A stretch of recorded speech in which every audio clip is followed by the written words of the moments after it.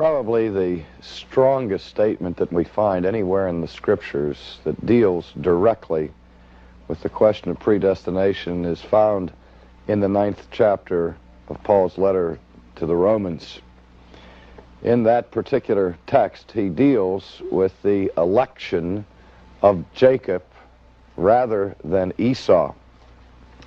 And not only does this text speak heavily to the matter of predestination in general, but it also has significance for the controversial question of whether or not predestination is double. So let's take some time in this session to look at the 9th chapter of Romans and give attention to what the apostle says in it. I will begin in verse 9 of chapter 9. For this is a word of promise. At this time I will come, and Sarah shall have a son.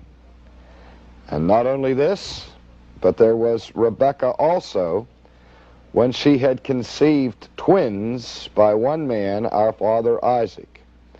For though the twins were not yet born, and had not done anything good or bad, in order that God's purpose, according to his choice, might stand, not because of works, but because of him who calls, it was said to her, the older will serve the younger, just as it is written, Jacob have I loved, but Esau have I hated.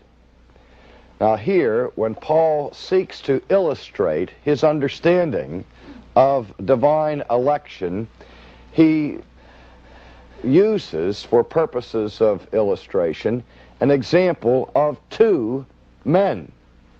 And I think that it's significant that the two that he chooses are brothers. And not only are they brothers, but they are twin brothers.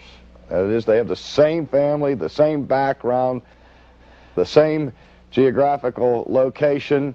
Everything that could possibly be the same is the same. They are, in fact, womb mates.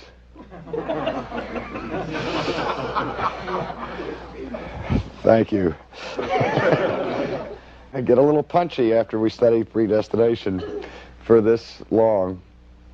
And in his consideration of these two men, he labors the point that one is preferred over the other before either is born. Now that statement, before they were born, raises the question of God's foreknowledge. The most popular view of predestination that rejects the Augustinian view is that view we call the foreknowledge view of election, which basic thesis is this, that predestination simply means that God from all eternity looks down through time and knows in advance what people will do, and on the basis of that foreknowledge then chooses them. Now we notice that chapter 9 of Romans speaks very sharply to this question. We read that, for though the twins were not yet born and had not done anything good or bad. Let's just look at that phrase.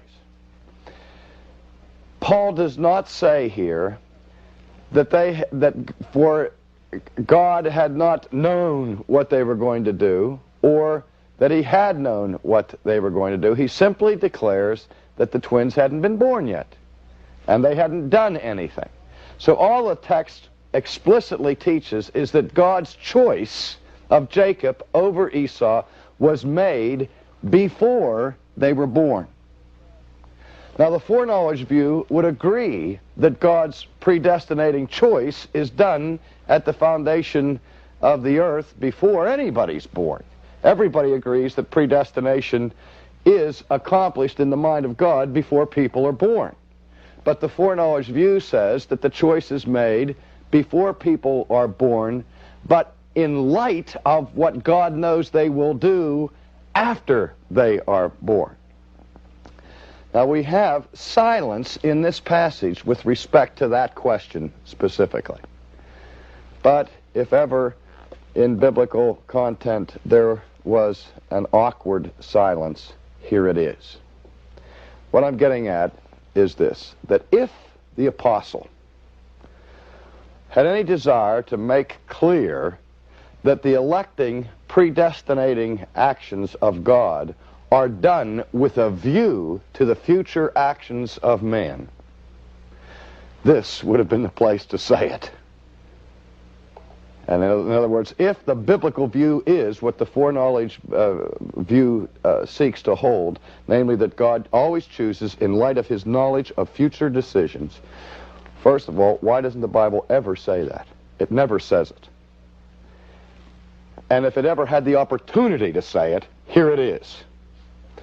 But not only is it not said here, but Paul takes the time to say that though the choice was made before they were born, before they had done any good or evil.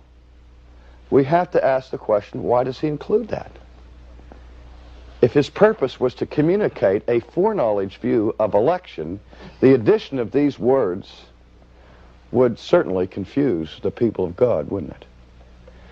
But let's go on further. Though the twins were not yet born, had not done anything good or bad. Now what's Paul's concern here? In order that God's purpose, according to his choice, might stand. The emphasis, again, in the passage is on God's purpose, and that what Paul is saying is that the reason why the decision is made before they're born, before they've done anything good or evil, is so that it's God's purpose who will stand. Do you see that the flavor of this passage is totally opposed to the concept of a foreknowledge view of predestination? Do you see that?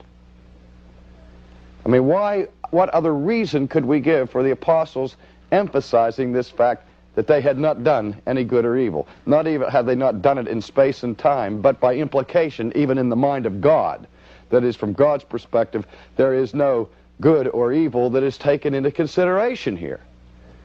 Because the conclusion is, the reason why he states that, the reason that the apostle gives for having said it this way, is that the purpose of God might stand according to his choice. Not because of works, but because of him who calls.